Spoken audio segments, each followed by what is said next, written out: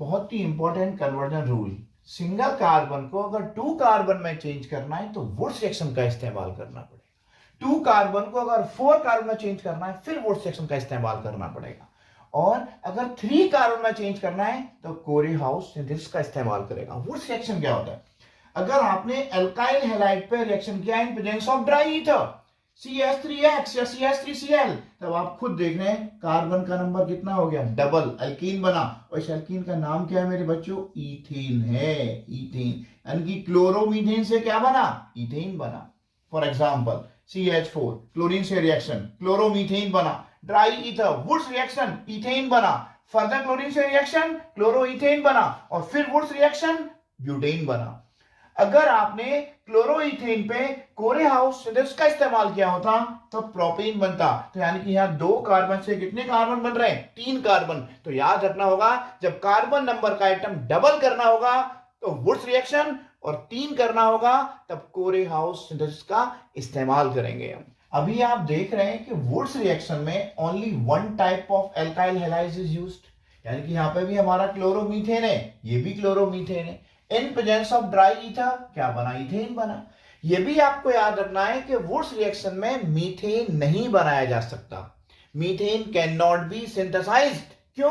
क्योंकि यहाँ पे नंबर जो कार्बन का है क्या हो रहा है? वो डबल हो रहा है। तो वुड्स रिएक्शन कार्बन का नंबर ऑफ एटम क्या करता है? डबल करता है। That's why methane can not be synthesized. दूसरा सवाल आता है कि हमने सेम टाइप के अल्काइल हैलाइड्स ही क्यों लिए? डिफरेंट टाइप के अल्काइल हैलाइड्स क्या नहीं लिए जा सकते? देखिएगा, अगर हमने CH3Br के साथ C2H5Br मींस ब्रोमोमीथेन और ब्रोमोईथेन लिया तब इस बात का ध्यान रखना पड़ेगा कि ब्रोमोमीथेन फर्दर दूसरे ब्रोमोमीथेन मॉलिक्यूल से कंबाइन होगा और क्या बना जाएगा? ईथेन बना जाएगा। इसके खुद के 2 मॉलिक्यूल C2H5Br प्लस C2H5Br क्या बना जाएंगे? ब्यूटेन बना जाएंगे। और एक मीथेन और दूसरा ब्रोमोईथेन क्या बना जाएगा? प्रोपेन बना जाएगा। अब आपके मन में ये सवाल आ रहा होगा, अगर हमने डिफरेंट एल्काइल हैलाइड्स का इस्तेमाल किया प्रोपेन तो बन गए, but their separation ethane butane propane का सेपरेशन आसान नहीं है। आपके मन में सवाल आएगा क्यों आसान नहीं है? Because their boiling points are very close to each other. जब इनका बॉइलिंग पॉइंट एक दूसरे के बहुत क्लोज है, सेपरेशन नहीं हो सकता। जब सेपरेशन नहीं होगा तो इसका मतलब है कि प्रोपेन को इनसे अलग नहीं किया जा सकता। तो ये बात याद रखना पड़ेगा कि वुड्स रिएक्शन से ऑड नंबर के एल्केन्स नहीं बनाए जा सकते। सिर्फ क्या बनाए जा सकते हैं? इवन नंबर के एल्केन्स बनाए। दूसरा एक सवाल फिर आता है मन में, क्या हम सर ये ड्राई ईथर ही क्यों यूज करेंगे? क्या मॉइस्ट ईथर का इस्तेमाल नहीं कर सकते हम? इसका भी सवाल है। अगर मॉइस्ट ईथर लेंगे तो वो क्या बना जाएगा? सोडियम हाइड्रोक्साइड बना जाएगा। और ये बात ध्यान रखना, Na का जो काम था वो क्या काम है? मेटल का काम होता है बॉन्ड को ब्रेक करना, या एल्काइल हैलाइड्स के बॉन्ड को ब्रेक कर रहा है। लेकिन अगर मॉइस्ट ईथर होगा तो NaOH बन जाएगा। सिंपल तरीके से आप याद कर सकते हैं, हमने Na का काम था बॉन्ड को ब्रेक करना। जैसे ही मॉइस्ट ईथर आएगा और वो क्या करेगा? उससे प्यार कर बैठेगा Na से और क्या बना जाएगा? NaOH। और हमें उसको प्यार में पड़ने नहीं देना है, तो हमें ड्राई ईथर का इस्तेमाल करना है, मॉइस्ट ईथर का इस्तेमाल नहीं करना। 1 यूनिट कार्बन का बढ़ाना है। कितना यूनिट है? 1 यूनिट। और प्रोडक्ट में कितना यूनिट है कार्बन का? 2 यूनिट। 1 यूनिट बढ़ाना है, पोटेशियम साइनाइड से रिएक्शन कराना है। ये बात याद रखना है। देखिए CH3Cl पे KCN से reaction ethane nitrile, complete hydrolysis ethanoic acid, partial hydrolysis amides, और रिडक्शन ने क्या दिए? प्राइमरी एमाइड्स दिए। तो याद रखना है 1 यूनिट बढ़ रहा है, कितने कार्बन है? 2 यूनिट। 2 यूनिट कितना कार्बन है? 2 यूनिट। यानी कि 1 यूनिट का बढ़ना, पोटेशियम साइनाइड से रिएक्शन कराना। प्रोपेन का इथेन में कन्वर्जन, यानी कि 3 कार्बन यूनिट से 2 कार्बन यूनिट में कन्वर्जन। तो 1 कार्बन यूनिट का डिक्रीज हुआ, तो हमने क्या किया? प्रोपेन पे हमने रिएक्शन किया क्लोरीन का इन प्रेजेंस ऑफ लाइट, क्लोरोप्रोपेन बना। KOH एक्वस मीडियम में रिएक्शन अल्कोहल बने और अल्कोहल का कंप्लीट ऑक्सीडेशन कार्बोक्सिलिक एसिड बने, और कार्बोक्सिलिक एसिड पे सोडियम हाइड्रोक्साइड से रिएक्शन या कॉस्टिक सोडा से रिएक्शन क्या बनी? सॉल्ट ऑफ कार्बोक्सिलिक एसिड, और उनका डीकार्बोक्सिलेशन NaOH और CaO के प्रेजेंस में क्या बना? इथेन बना। तो हमने क्या कन्वर्जन किया? प्रोपेन टू इथेन, जहां 1 कार्बन यूनिट में कमी आई। Bond conversion, single bond to double and double to triple bond. Ethane, chlorine का reaction in presence of light, chloroethane. Alcoholic medium में KOH के साथ रिएक्शन डबल बॉन्ड में चेंज होगा, CH2 double bond CH2। And chlorine का addition dark में anti addition, एक chlorine ऊपर और एक क्लोरीन नीचे आएगा, इसे हम एंटी एडिशन कहते हैं क्योंकि साइज ऑफ क्लोरीन और ब्रोमीन दोनों ही बड़े हैं, इसे कहते हैं एंटी एडिशन। अगर इसमें डायरेक्टली आप NaNH2 यानी कि सोडामाइड से रिएक्शन करें तो डायरेक्ट ट्रिपल बॉन्ड में कन्वर्ट हो जाएगा क्योंकि sodamide is more powerful than alcoholic KOH।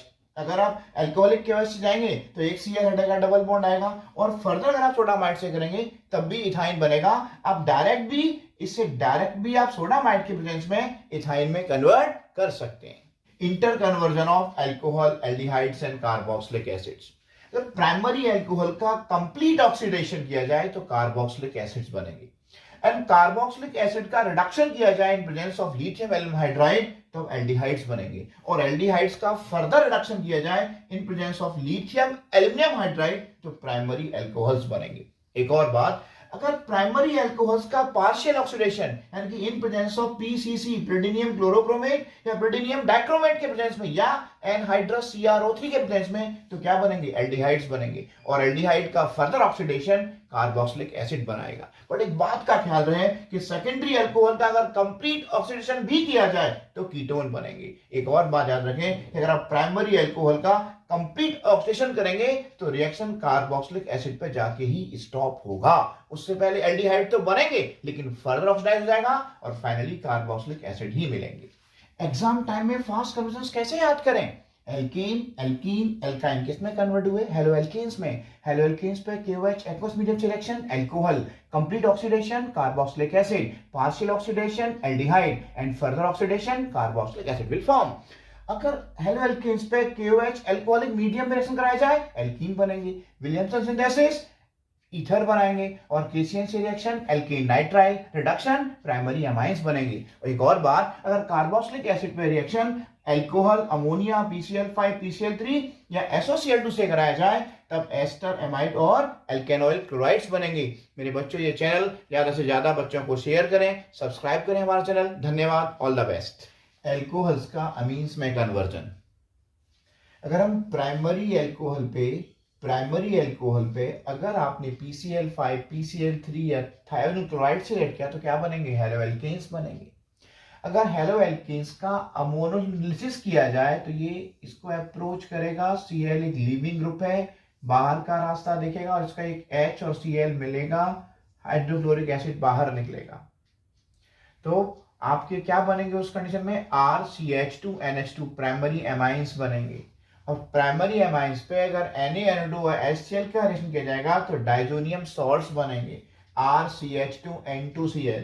और अगर इनका हाइड्रोलिसिस किया जाएगा तो ये OH आयन इसके साथ अप्रोच करेगा कार्बन को पॉजिटिव, RCH2OH बनेगा और N2 बाहर का रास्ता देखेगा और H पॉजिटिव Cl से और HCl भी बाहर निकल जाएगा। तब आपने देखा कि प्राइमरी एल्कोहल्स किसमें कन्वर्ट हुए, प्राइमरी एमाइंस में, और फर्दर किसमें कन्वर्ट हुए, डाइजोनियम सॉल्ट्स में, उनका हाइड्रोलिसिस अल्कोहल दिया प्राइमरी। एमाइड्स का अमाइंस में कन्वर्जन, अगर एमाइड्स पे हॉफमैन ब्रोमाइड रिएक्शन किया जाएगा तो प्राइमरी एमाइंस बनेंगे, उन पे अगर NaNO2 प्लस HCl का रिएक्शन डाइजोनियम सॉल्ट्स बनाएंगे और उसका हाइड्रोलिसिस अभी मैंने कराया भी था, और हाइड्रोलिसिस क्या ले जाएगा, प्राइमरी एल्कोहल देगा। और एल्कोहल का oxidation, complete oxidation presence of KMnO4, ये स्ट्रॉन्ग ऑक्सीडाइजिंग एजेंट है, एल्डिहाइड बनेगा लेकिन फर्दर ऑक्सीडाइज होगा, कार्बोक्सिलिक एसिड बनेंगे। और अमोनिया से रिएक्शन RCOO NH4 अगर आप हीट करेंगे तो दोबारा से एमाइड्स मिल जाएंगे।